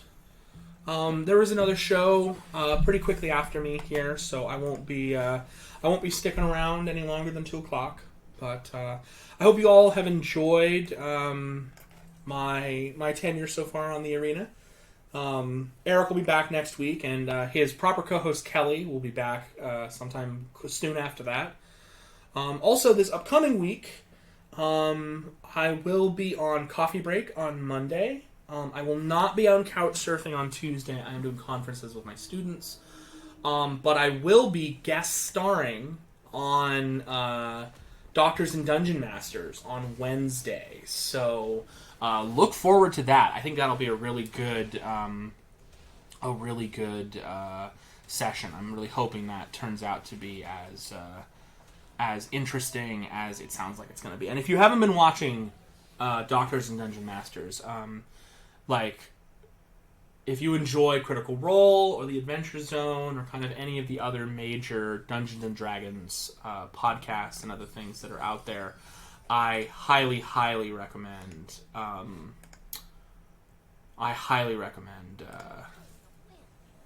The Doctors and Dungeon Masters. I really don't think you could do better in terms of getting yourself a D&D podcast or event to get yourself involved with. It's just the absolute best. Okay, not really seeing anything here. Don't want to overspend my my abilities and over level up. Just kind of keep it at and see what we can do.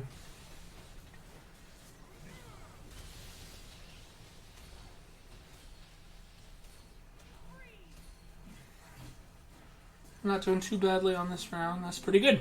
We did good that round. So we're back up to 50 gold. We're keeping our income high by keeping that extra interest every round. So we get 5 gold as a passive income. We gain 5 interest, and we can gain an additional 1 or 2. Alright, so what we're looking for here is we'd really like a Tear of the Goddess, because that's what lets us make another character into a demon. So I think we're going to grab this Tear of the Goddess right here. Excuse me. I'm so sorry about the coughing. All my little verbal and physical tics, I just keep messing with stuff. As I try to keep the monologue running to myself about what I'm doing, I definitely end up kind of overdoing it in some regards. Alright, so a spatula plus that makes somebody a demon. I think I'm going to make Kenan a demon here because he could really benefit from gaining mana, which is the scaling effect of being a demon. And then honestly, it might be worth it to make Morgana into a demon to get myself to 6 demon and let Kenan get the single ninja buff, since I would have a 2 ninja buff. And then at that point, I think selling Zed and putting his items on other people seem like they would be a really good call. So I'm going to put Luden's Echo on probably Brand. And we're going to go from there. So getting to 6 demon means that I just suck a lot of mana away from my enemies and drain a lot of extra mana for myself, which is just really, really powerful. I didn't level up last round, so I'm going to level up this round. Get myself down. I would really like to get another Brand. No Brand. Nothing really worth buying there. Okay.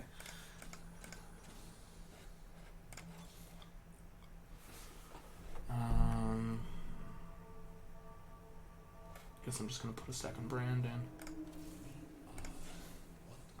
I just kind of did a foolish thing. I leveled up earlier than I should have and spent a lot of money that I really shouldn't have, but that's kind of okay. Wait, why did I go down to 5 demons?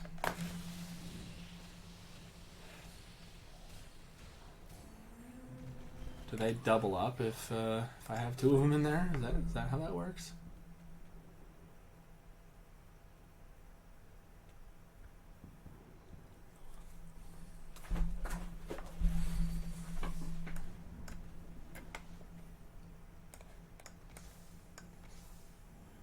One demon, 2 demon, 3 demon, 4 demon, 5 demon, 6 demon. What?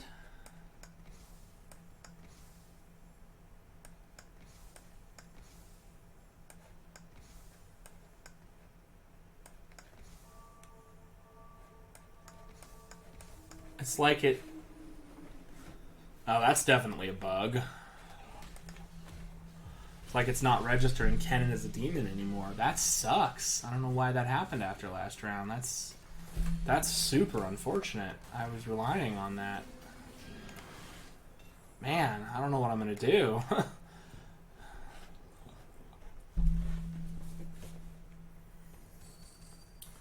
Okay. So let's put Brand back there. Oh, there it goes. Now it's back to 6. Boy, that was really pretty strange. Okay, let's do that. Let's see. That seems pretty good.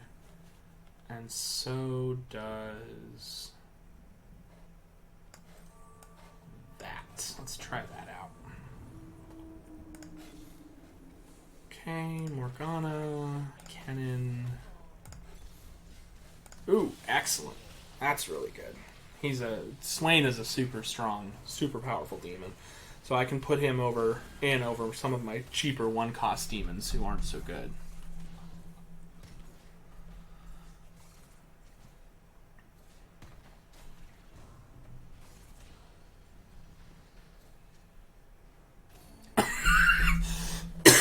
Wow, that was really close. I really wasn't expecting to win that one. Cool, so I'm going to take Swain in and put him in over Elise. And so he's really strong. He'll make a great demon. I'd still really like another Brand to get to Brand 2. So I'm going to reroll a bunch of my gold, trying to find Brand 2. I went too fast there. No Brand. Unfortunate. Okay. Well, Demon Elementalist is still working for the moment, though I'm going to need to swap to something else, given enough time. I don't exactly know what, but I'm going to have to find something.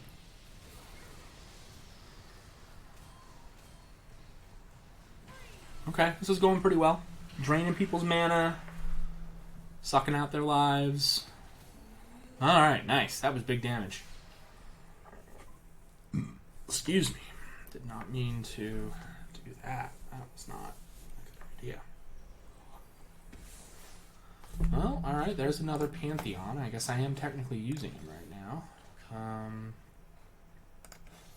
Nobody there. I probably should have leveled up to level 9 by keeping my income going instead of spending it all so down. But, you know how that goes. Sometimes you make poor decisions. I'm a really impulsive player and actually really don't play this game very well. But that's okay. We all have weaknesses. If I can find an Anivia, I'll replace my Lysandra in the middle there, and it'll all be good.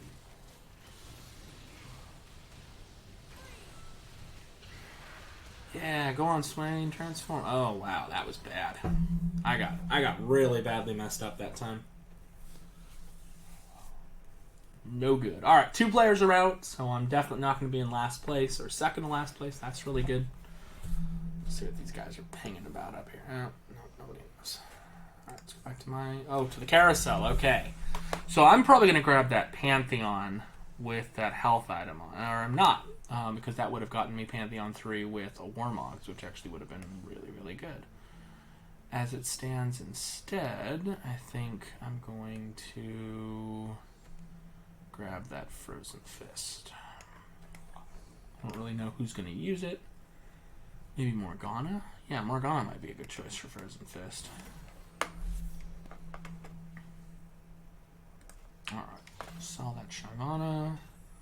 Put that Frozen Fist on Morgana. So Frozen Fist will give her armor and dodge. And whenever, so she's attacked and she dodges, that'll be good for her. And then, ooh, there's that third Brand. Nice, nice, nice. That takes its ultimate from doing 250 damage per bounce to 450 and adds an extra 2 bounces, which is super, super good. Okay, cool. That's a pretty big power spike for me. Ooh, geez, this guy's got 6 Nobles and Guardians. Ouch. Ouch, ouch, ouch. I don't see any way I beat this guy. Oh, wow, really? No, yep, definitely don't beat this guy. Like, come a little closer than I expected, but end up losing pretty bad.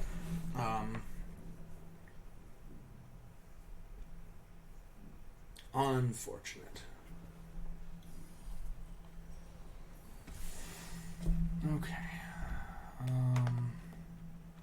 Why am I back down to 5 demons again? Why does it keep cutting me out of demon?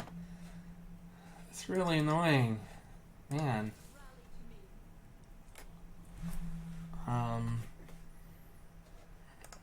Jeez. I don't like that. I don't like that at all.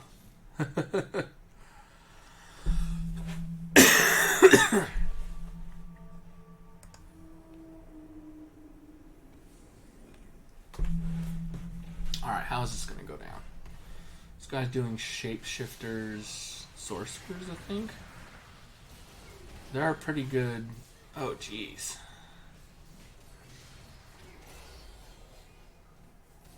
Nice.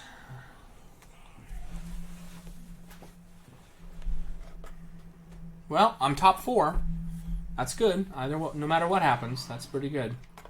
I think I'd rather have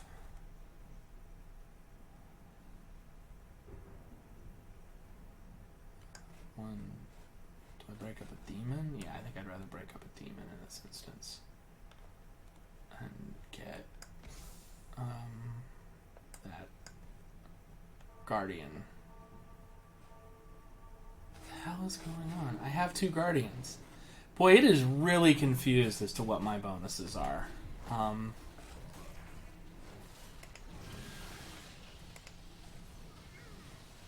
But it does appear to be adding them appropriately, so whatever. I guess that's all that matters. So, Spear of Shojin. Alright, I might add that onto Brand, because he's got a really high maximum mana, and that seems pretty good.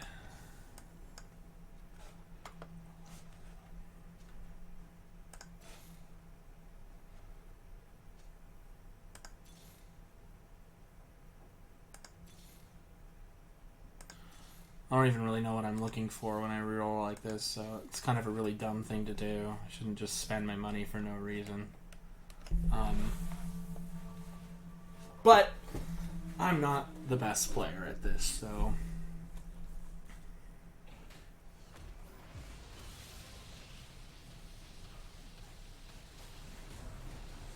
Oh no, Bran didn't get to attack because he had all his mana drained out by Kassadin.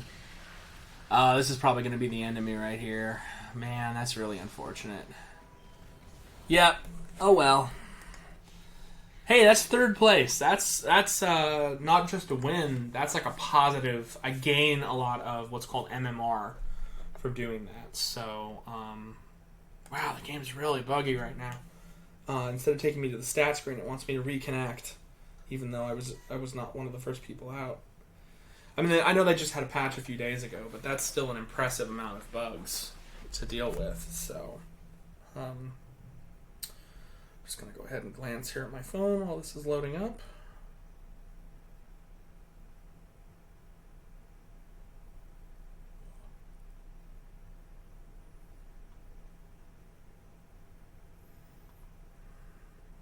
Alright, so the game's loaded here. These 2 guys are fighting it out for the end.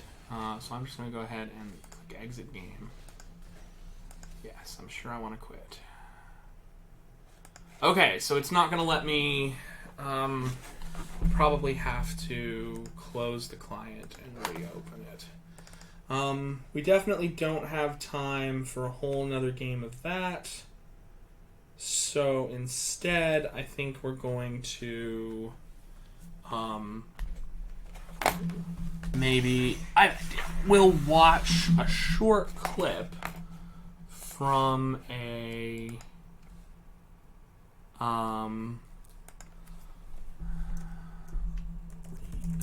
Legends LCS. So this is the League of Legends Championship Series, which has got some pretty cool cinematography kind of put to it and some ideas. This is sort of a recap video that will talk about what happens in the thing. And, you know, they do a pretty good job of kind of putting together and making this seem pretty dramatic. More so than other esports, I think. I've noticed that a lot of esports titles don't tend to kind of give the production and the sort of drama to the storytelling that they do in this game as often. Which is one of the reasons that of all the esports that I've kind of ever enjoyed, I've tended to watch... You know, I wonder if I have any of the rights to this. I probably don't. I probably should not be streaming that, actually. So I'm going to go ahead and not do that. And instead... that was not the greatest idea. So I'll boot League of Legends back up, and we'll go through some of the characters and older content that I own. Because if I don't have the rights to that YouTube video, I don't want to end up having the music or some other piece of it do a claim on Twitch. Things you got to think about as you're doing stuff. Definitely not my finest stream. I've already had a couple of small flubs today, but it's my first solo stream, and I'm working on it and trying to get everything together to make sure that I really know what's going on. So I definitely gained a little MMR. I'm at 69 LP. Nice. From that last match, and my weekly missions are processing. I made it past the stage. I didn't have any of the rest of these things come active. Oh, there's a new set of loot today. So you gain these loots for participating in teamfight tactics. And it's basically a mastery progression system that carries on through different phases. And so it's like random emotes and icons and emotes, and then an arena that you can play, and then like an egg to get you one of the little characters you play as, and various things. And so these last some length of time, and you have to earn points to get your way through them, which is pretty cool. That means I'll definitely be playing some teamfight tactics when I get home. Alright. So, one of the cool things that League of Legends has is a mode that you can do, is what is called training mode, a practice tool, where you can basically play the game on the map. Let's make it a luck spot. No, let's make it a master. No, I'm sorry. Make it a misfortune spot. Where you can play the game on this map with access to a bunch of tools that are like super incredible, and really modify the way the game kind of plays. I don't want cleanse. I'd like flash, please. In order to get an idea of kind of how the game comes together. And normally I wouldn't do too much digging into this, but with only 7 minutes left, I didn't feel like I had long enough to play another game of ARAM or another game of teamfight tactics. So instead, oh yes, and of course there's the art in League of Legends with their busty, ridiculous women who are simultaneously pointing. I know, it's... so this mode lets you basically have a bunch of additional benefits where you can do things like level up, lock your current XP, get free gold, refresh your mana and energy, keep your cooldowns constantly done, make towers invincible, turn towers off, etc. As a mode to allow you to basically practice the game however you want. So... this is what the normal League of Legends map looks like. This map is called Summoner's Rift. They decorate it with various icons, so for their world championships right now, that kind of thing.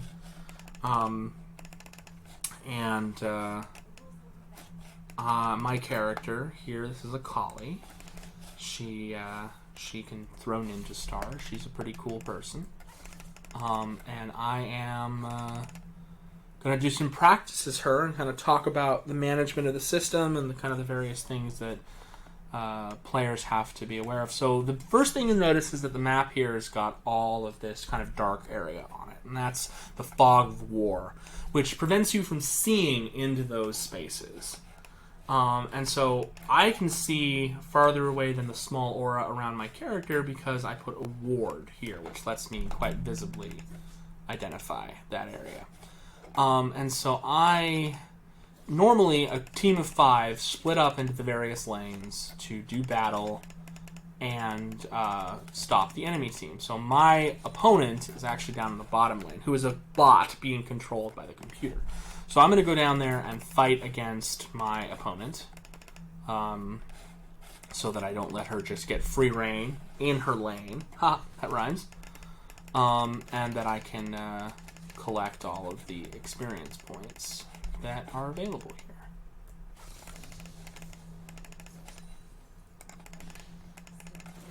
So I don't know how good a match that this character is going to be for her character.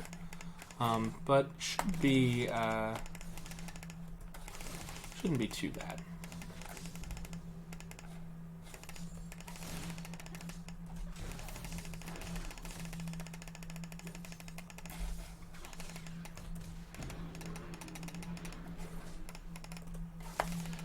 All right, I chased her down and killed her. That was pretty good. She's a weak, low-level bot, so that didn't take much. You noticed that instead of standing to fight me, she just ran away, which is something that she definitely should not have done. That was a very unwise move. And so playing against these weak bots, so one of the things I'm going to do is I'm going to do like auto-refresh my HP. So now I have infinite HP.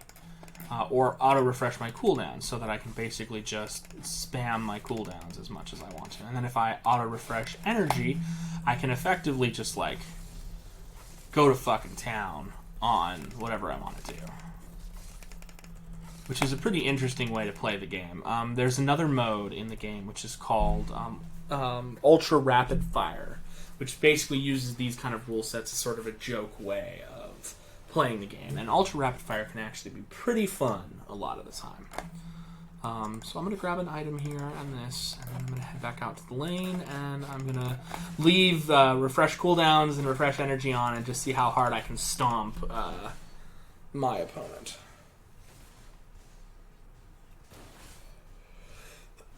With only 3 minutes left, actually, I guess I'm just going to quit this and give some final thoughts. All right, so let's recap what we covered today. First, we talked about ARAM, and we talked about kind of the nature of playing an all-random, all-mid game. I wish I had spent some more time while I was playing that actually talking about kind of what skill sets being able to play a random game like that sort of requires, but I think I did an okay job as it stands. Talk a little bit about the challenges that we have faced working with companies, working with and being consumers of companies like Blizzard and League of Legends, or Riot Games, which definitely is a discussion that I'd like to have with more people. I think doing that on my own. Are you still streaming? Yeah, I'll be done in like 1 minute. Okay. Hi. Hi. Hi everybody, I'm joined by Leia for like the last minute of the stream. And then the last thing I kind of covered, I talked about Teamfight Tactics a little bit today, and was able to kind of talk about the new patch of that and engage with that. So that's kind of the end of things today. I'm going to go ahead and wrap stuff up. Thanks for tuning in. I really appreciate everybody watching my first solo stream. Woohoo! Very exciting. And I'll look forward to seeing you all next week, including you when I see you on Doctors and Dungeon Masters on Wednesday. Whoa, wait. Be playing You're sitting in? What? So, where are we even going to push you? I don't know. We're going to have to figure that out. So, thanks everybody. Bye. I really appreciate it. Bye-bye.